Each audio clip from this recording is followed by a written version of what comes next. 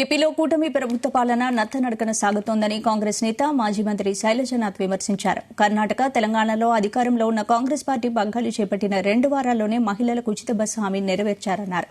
కానీ ఏపీలో మహిళలకు ఉచిత బస్సు హామీ అమలు చేయడానికి మీనమేషాలు లెక్కిస్తున్నారని మండిపడ్డారు. ఉచిత ఇసుక ఇస్తామని చెప్పి ప్రజల నుంచి డబ్బులు వసూలు చేయడం సమంజసం కాదన్నారు.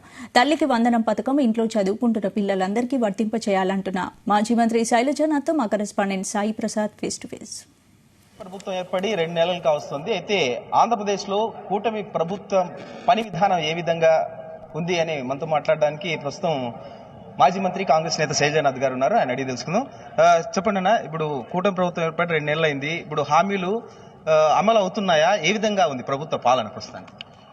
ఇంకా ఆంధ్రప్రదేశ్ రాష్ట్రంలో పూర్తి స్థాయిలో పరిపాలన మొదలుపెట్టారని అనుకోవడం లేదు.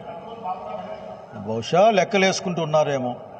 కానీ ప్రజలకు ఇచ్చిన వాగ్దానాల్ని తక్షణం నెరవేర్చాల్సిన అవసరం బాధ్యత ప్రభుత్వాలపైన వచ్చిన వాళ్ళ ఉంటుంది. ఉదాహరణకి కర్ణాటకలో కానీ తెలంగాణలో కానీ మేము ఫ్రీ బస్ ఇస్తా ఉన్నప్పుడు స్పాట్లో ఏర్పాటు చేసాం. అంటే కొన్ని మన చేతుల్లో ఉంటాయి, అవి ఇచ్చేయచ్చు. ఆఖరికి కొద్ది టైం తీసుకుంటాయి. ఏది ఏమైనా భారతీయ జనతా పార్టీతో కలిసి ఉన్న ఈ కూటమి ప్రజలకు ఉపయోగపడే విధంగా వెంటనే స్పందిస్తుందని అనుకోవడం లేదు. ఎందుకంటే భారతీయ జనతా పార్టీ సామాన్య ప్రజలకు వ్యతిరేకం. వాళ్ళు బహిరంగంగా చెప్తారు మేము ఫ్రీబీస్కి వ్యతిరేకమని. కనుక చంద్రబాబు నాయుడు గారు నేను అనుకుంటా ఉన్నాను, బహుశా ఈ బడ్జెట్ సమావేశాల తర్వాత పెద్ద ఎత్తున వస్తారేమో అనుకుంటా ఉన్నా.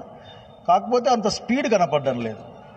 కనుక ఎలక్షన్ల ముందు ఆ వాగ్దానాలు చేసేటప్పుడు లెక్కలు వేసుకుని ఉంటారు కదా వాళ్ళ వ్యూహకర్తలతో. కనుక ఆ వ్యూహాలని తక్షణం అమలు చేసి ప్రజలకు మేలు చేయాలా కోరుకుంటే ఇది అంత అర్లీ అవుతుంది మాట్లాడడం కూడా. అట్లాగే అనంతపురం జిల్లాకు ఎక్కువ నిధులు ఇమ్మని కూడా నేను మన జిల్లా మంత్రి ఫైనాన్స్ మంత్రి కేశవ్ని నేను కోరుకుంటా ఉన్నాను. ఇప్పుడు ఫ్రీ ఇసుక విధానం పైన ఏమంటారు? మీరు గత ప్రభుత్వంలోనూ ఈ ప్రభుత్వానికి తేడా ఏమైనా కనిపిస్తుందా? ఫ్రీ ఇసుక ఇస్తున్నారా? రేట్లు తప్ప పెద్ద రేటు మార్పులు అంతే. ఆయన 1, 2 తీసుకుని నేను 1 తీసుకుంటా ఉన్నాడు. ఫ్రీ ఎక్కడుంది? 1800 ఎంత కట్టమన్నారు కదా, మళ్ళీ ఫ్రీ ఎట్లా అవుతుంది అది? అంటే ఫ్రీకి ఏమన్నా అప్పర్ లిమిట్ 2000 అయితే ఫ్రీ అట్లేం లేదు కదా. కనుక దే టేకింగ్ మనీ. ఫ్రీగా ఇసుకిస్తామని చెప్పిన దానికి వ్యతిరేకంగా ఈ రోజున బహుశా ఇంకా గైడ్లైన్స్ రాలేదని మొన్న ఎవరో ఆయన గనుల సంచాలనం అని చెప్పాడు, ఈరోజు పేపర్లో చూసా. ఏదేమైనా ఇచ్చిన మాట ప్రకారం ప్రజలు ఇండ్లు కట్టుకోవడం కోసం లాంటి అవసరాలకి ఉచితంగానే గవర్నమెంట్ ఇవ్వాల్సిన అవసరం ఉంది.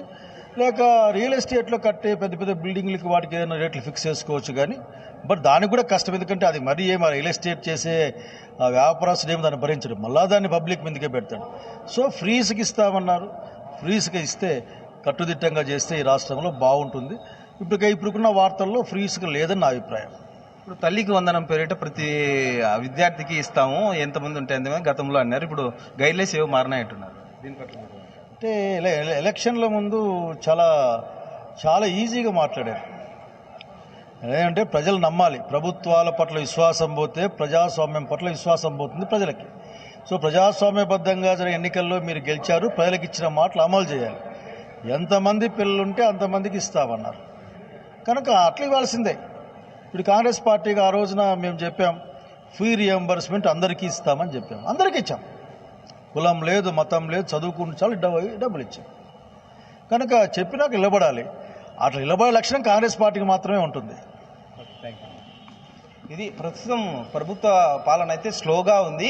అనంతపురం జిల్లాకైతే ప్రభుత్వం వచ్చే బడ్జెట్లోనైనా మంచి కేటాయింపులు జరగాలి. ప్రభుత్వం అంటే ఇప్పుడు ఏవైతే ఫ్రీగా చెప్పిందో ఇప్పుడు కూటమి ప్రభుత్వం అవన్నీ కూడా అమలు చేయాలని కాంగ్రెస్ పార్టీ నేత మాజీ మంత్రి శైలజనాథ్ డిమాండ్ చేస్తున్నారు.